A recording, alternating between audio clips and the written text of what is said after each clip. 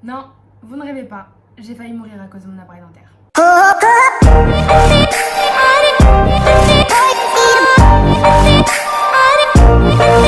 Hey guys! Oui, je suis de retour sur vos écrans, mais cette fois avec un nouveau genre de vidéo parce que c'est une story time et ça fait tellement de temps que j'avais envie de la faire. J'espère que ça va vous plaire, hein? Enfin bref, bon visionnage. Bon, commençons par le commencement parce que dans tous les cas, dans chaque histoire, il y a un début à tout. Je vais commencer à vous parler du moment où j'étais à Marseille, en gros pour vous contextualiser le bail. Mais cette histoire n'a pas eu lieu à Marseille, je tiens à le préciser. Enfin bref, donc quand j'étais à Marseille, ça veut dire avant d'être en Côte d'Ivoire, puisque je suis en Côte d'Ivoire actuellement. C'était quand j'étais en 2012. C'était en période d'été et mon frère, ma soeur et moi, on a décidé de créer un nouveau jeu en fait dans l'eau, parce qu'on s'ennuyait à force de répéter toujours les mêmes jeux, etc.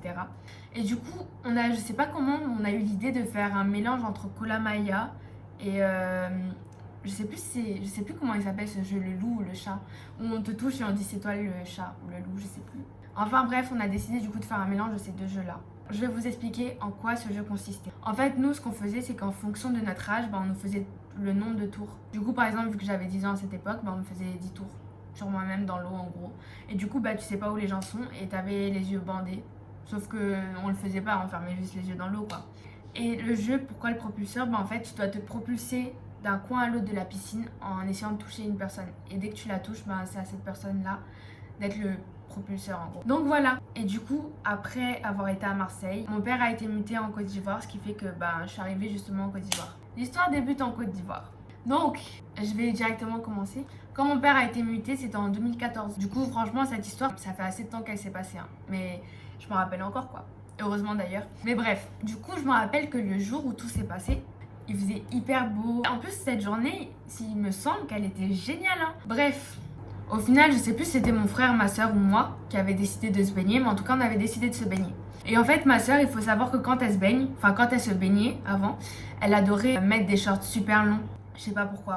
Du coup, elle a décidé ce jour-là de mettre un short genre hyper long. Ouais, mauvaise idée quoi. On arrive dans la piscine, tout se passe bien, on commence à rigoler, etc. Sauf qu'arrive un moment où on s'ennuie comme d'hab. Et du coup, on a décidé de jouer au jeu le propulseur. Donc là, toujours comme d'habitude, c'est toujours moi qu'on met au milieu, je sais pas pourquoi.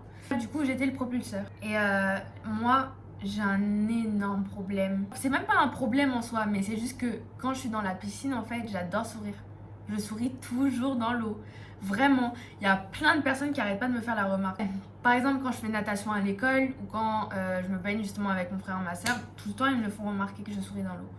Et même moi je le remarque, mais en vrai ça me gêne pas quoi. Enfin bref, j'étais le propulseur du coup. On commençait à jouer, je crois à 10 minutes c'était écoulé, etc. quand on jouait. Et là c'était mon tour. Mais le moment où c'était mon tour, écoutez bien ce qui s'est passé. Donc moi, je me mets au milieu, ils me font 11 tours ou 12 tours, je sais plus quel âge j'avais. Et là, je me propulse, etc. Mais je vous ai expliqué, je souris dans l'eau. Donc forcément, bouche ouverte. J'avais un appareil dentaire, faut pas oublier. Et vous vous rappelez du short de ma soeur? Parce que là, il a son importance. Du coup, je me propulse, etc. Et le moment où je veux me relever, parce que j'ai touché une personne, impossible de me relever. C'est là où j'ai compris clairement que j'étais dans la merde.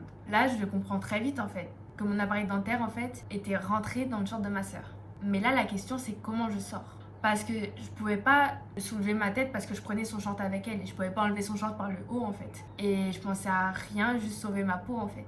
J'ai essayé de faire comprendre à ma soeur clairement que j'étais coincée en essayant de la frapper. Sauf que vous savez, dans l'eau, forcément, quand vous essayez de frapper quelqu'un, il y a la pression en fait. Et ça fait que votre main elle est toute douce. C'est genre limite tu caresses la personne, tu peux pas frapper quelqu'un dans l'eau. Et là, je savais plus quoi faire. J'étais clairement au fond de l'eau. Et genre, même quand j'essayais de sortir ma main de l'eau, j'arrivais pas du tout en fait. J'arrivais pas à sortir ma main de l'eau. Et du coup, je pouvais pas les alerter. Je savais pas comment ils faisaient. En plus, je les entendais rire de là-haut.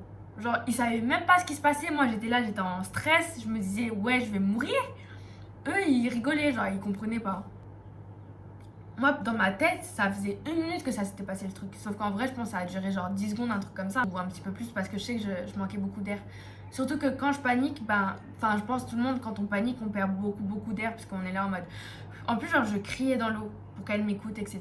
Du coup, vu que je criais, etc., j'ai perdu tout mon air. Et là, c'était vraiment qu'une question de temps et je le savais. Et du coup, je continuais à essayer de la frapper, je savais plus quoi faire. Rien ne marchait. Et au final, j'ai poussé de toutes mes forces parce que je vous dis, c'était ma vie qui était en jeu. Je suis remontée, j'ai réussi à remonter. Et quand je suis remontée, je vois pas, c'est mon appareil dentaire, je vois pas, il est sorti jusqu'à là. En gros, pour ceux qui n'en ont jamais eu, dans un appareil dentaire, il y a un fil qu'on vous met et il y a des crochets justement pour, vous savez, mettre des élastiques. Il y a certaines personnes qui ont des élastiques sur les dents. Et ben justement, c'était ça. C'était ce crochet-là qui était rentré en fait dans le champ de ma soeur. Je sais pas pourquoi c'est mon fil qui est sorti, mais en tout cas, mon fil, il était sorti à là de ma tête. Genre vraiment, je faisais ça et je voyais mon fil. Tellement il était sorti, bah je le voyais de ouf quoi. Et là, t'as mon frère et ma soeur qui étaient en mode what the fuck. Et moi, j'étais juste là avec mon fil qui était sorti. J'étais en mode si vous saviez. En plus, vous étiez juste au-dessus de moi, hein, mais vous voyez rien quoi. Non, putain. Ce jour-là, j'ai eu trop de haine contre eux en fait, parce que je les entendais rigoler. Mais en plus, moi j'étais là, genre j'étais limite entre la vie et la mort. Et puis la première chose qu'ils ont fait quand je suis sortie et qu'ils ont vu mon appareil dentaire, ils se sont pas demandé c'est passé quoi, hein. Ils ont commencé à rire. Enfin bref, moi je dis la roue tourne. La roue tourne. Le jour où ils vont se noyer devant moi là, je jure, je vais attendre 1 minute, je vais aller les secourir. Du coup, voilà ce qui m'est arrivé quoi.